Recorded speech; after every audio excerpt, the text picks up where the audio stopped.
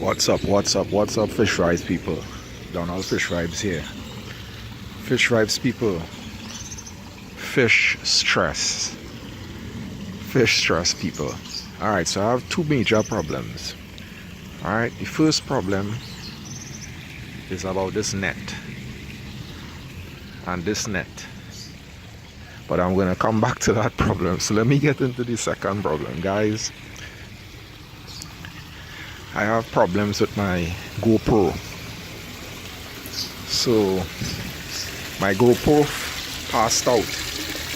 Now they say GoPros are waterproof, not so. That's what they say. They say the GoPros are waterproof. So I bought the Hero 7 Silver recently. I was doing a lot of footage for that. I got it in December. A lot of underwater footage. And my last two uploads, I had a koi upload and a cichlid pond upload. Right after recording those, the GoPro got water in it and has since not worked. So I reached out to GoPro directly, told them what the problem was, but well, I'm going to wait and see what they're going to do about it. They actually told me they will replace it, but they asked me to send the GoPro first, I guess. The thing about that is, you know, living in the Caribbean, I bought the GoPro in Miami airport. GoPro has two main ways to lodge a complaint or an issue. One is by chat and one is by call. None is by email. So as you can appreciate, the chat isn't working for me. So as such, I had to call. When I called, the first call lasted half an hour plus. The follow-up call lasted about another 20 minutes. That's 50 minutes. At $2 US a minute, that's 100 US. That's $600, $700 my currency. In my currency, I paid about 2,000 TT for the GoPro. When I asked how much to ship this GoPro, that was another $600. So you can see how the math is going. It's like the conversation and the shipping is almost as much as the GoPro. So at this point, I'm not sure if I'm even bothering to ship the GoPro. I just think I'm going to just get another underwater camera that really is waterproof, because they had told me that I probably left the door open. Like, really? I'll leave the door open? Like, I would really leave the door open? I'm telling them I got footage done. I mean, in fairness to them, they want to probably see that I'm not trying to get a free GoPro. But it makes no sense to be calling to talk about that. You know, I always thought these American first world countries, you call them, tell them you have a problem with your product, they would send it back.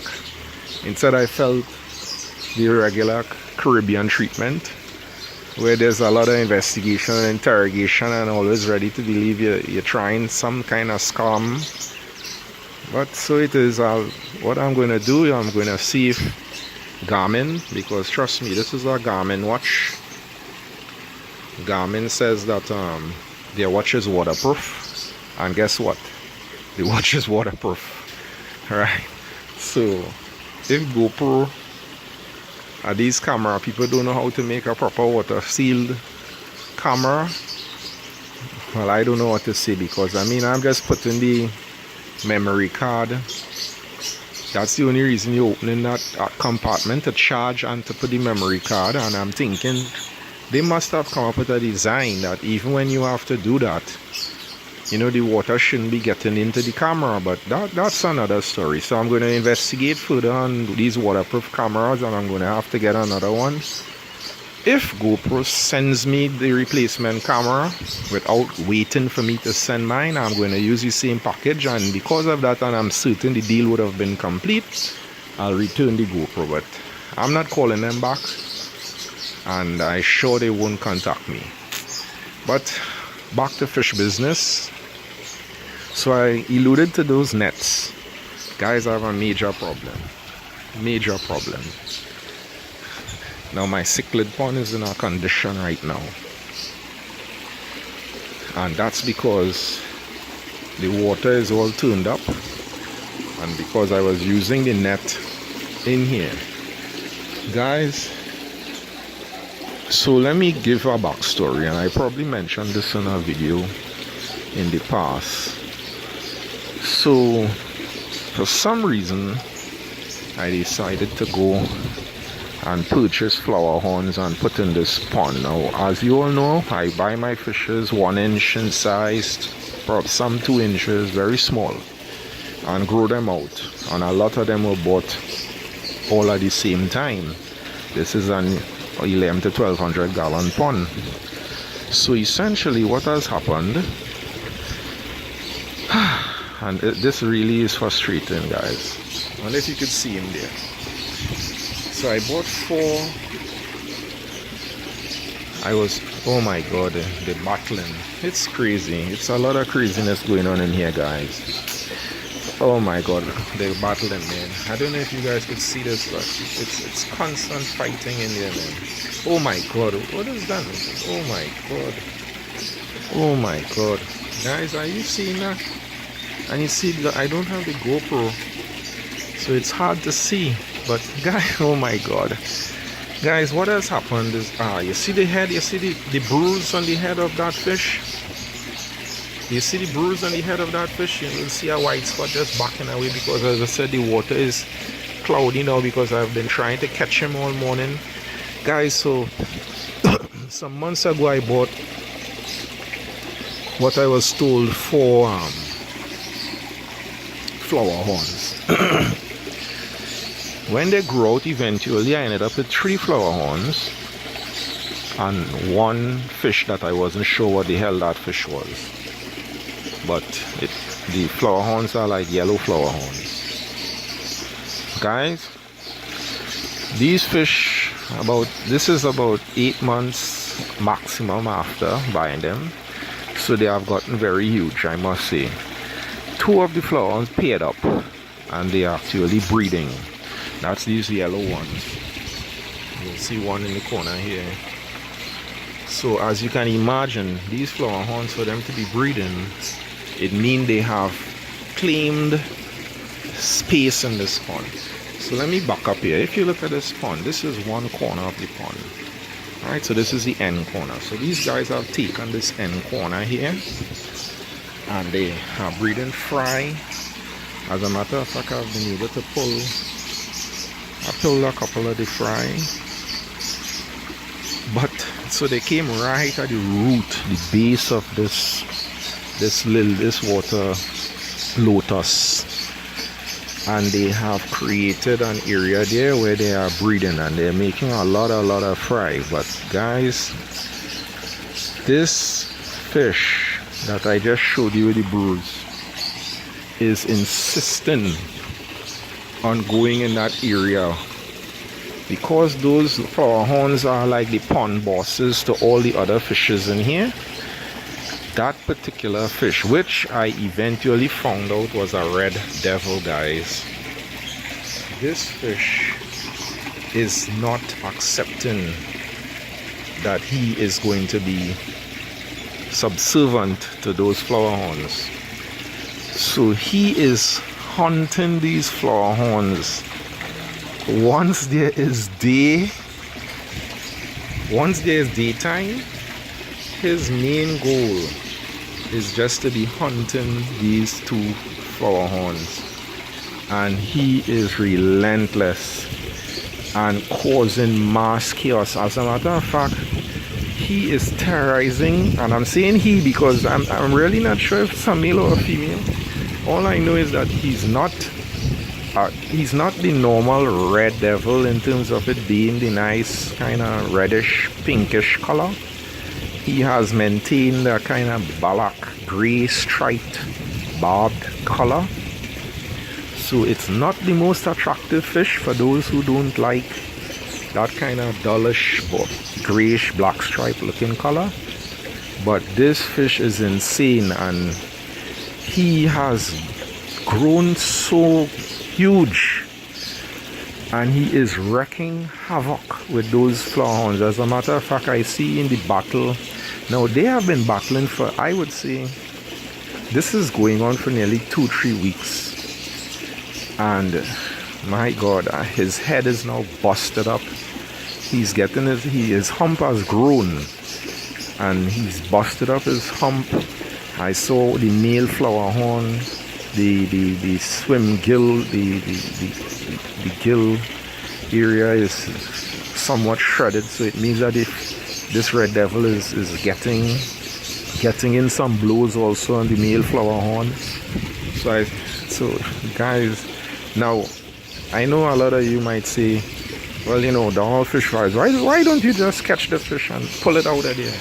Guys, this pond has so many rocks and driftwood and plants, and guys, it is, oh my God, and it's so much breeding and different cichlids breeding and stuff in here. It is extremely hard to mobilize those nets in here. So I'm trying, but it's destroying everything. Guys, I need some help. I need some ideas now. The people who I bought the fish from, they telling me, the guy there told me that, you know, probably I should try to use a hook and catch him. You know, I'm so upset with them, really, to be honest, because I feel as if he sold me that flower horn knowingly. I'm sorry, the red devil knowingly. I never wanted a red devil. I was willing to try the flower horns. I was expecting the flower horns to be the dominant fishes in the pond overall, so it meant that, you know, it would really be among themselves, 4 of them being the main one. There was adequate space was my plan. I mean, the other flower horn is there by himself, not engaging in this battle corral. So it's really a crazy situation in this pond, guys. It's ridiculous. I mean, this fish has no business in here. You see, this red devil, I didn't intentionally try to buy this. And look at, I don't know if you guys can see that, man. It's just constant battles, man. Constant fighting. And because the water is dirty, guys, it's just constant fighting, like all day. They're just fighting. And to me, what I think is going to go on is, the truth be told, he's going to kill that male flower horn. And I will tell you, it's a fight between him and the male and female flower horn. Then every now and again he's attacking the Oscars. He is intending on destroying my entire pond. So I have decisions to make. I'm thinking, so this is how I see it, guys. This is how I see it. Guys, I can't continue looking at this. It's really annoying. It's really frustrating. This stupid red devil has messed up my entire plan. I mean, for you who follow my videos, you know, the pond is so nice and clean and the fishes are beautiful. But this red devil, guys, this red devil is depressing me, man. Okay, so this is how it goes. This is what's gonna go on here now. This is my crayfish. My latest setup here for my crayfish. Anyway, let me get back on track, guys. So this is what's going to happen here. This is the decisions I have to make. So what I'm going to do, I have a decision to make. One, I leave those fishes in there and let nature take its course. Battle, corral, whatever goes on, goes on. I anticipate the red devil will probably kill every fish that comes in its way. And it will be a total nightmare in that pond, and I'll have probably remaining one gigantic red devil ugly color, not red or pink looking, but gray and black stripes. Yeah, that's what my pond will turn into with that one fish. And then at that point I'll empty it down and start over. Or two, second option, you know, I pull the 2 flower horns, put them in a separate thing, but the fact is that red devil is going to interfere with all the other fish still. So I mean, and then that means I have to go and get a tank the size enough to take on the flower. Now the flower horns are easier to pull because they are not moving far away from their fry. And as a matter of fact, when I've been putting the net in there, they have been coming to the net. So they're easy to catch. Alright, but I don't want to set them up in a separate tank, but I mean, it's an option. It's an option, but I don't think it's going to solve the problem I have of that crazy red devil, because he's going to still terrorize all the other fish from how I see he's operating. And as I said, he's getting massive. Now, so that's 2 options. Let nature take its course, or pull the flower horns. Or 3, guys, what I can do is lower down the entire pond, compromise the entire habitat. It's a one and done. Go in, pull the red devil. I'm telling you, it's going to be total ruction inside that pond, because that red devil is moving so swift when I try catching him. So it's going to destroy the entire habitat of the pond and pull out the red devil and then carry it back to the pet shop. And 4, right, the last option could be to simply, well, let me think about that. Yeah, so the 4th option, I can probably leave them there and hope that the aggression stops. You think that's a possibility? You think that's a possibility? I mean, they have been in there for so long. Why are they fighting in this way? Is it because the flower horns are simply trying to protect that space, and probably if after the fry get a bit mature, they will allow fish to travel in that zone normally, and as such the red devil will stop interfering with them because it's no longer a territory they're trying to claim? I don't know, but I guess there's a 5th option. Probably I should really go and buy a fish hook and a line and try to catch these fish. What do you think about that? Does that make sense? Is that even possible? Can I hook that fish, guys? Guys, let me tell you, this is a real annoying situation I'm dealing with here. For those who have fish in aquariums, I mean, it's easy. You can just go in and catch that fish. But in a 1,200-gallon pond set up with all those rocks, hiding spaces created, you know, driftwood, sunken, set in place, you know, a lot of babies, other fishes still in there. To go in there and destroy that whole environment, guys, is stressful. Give me some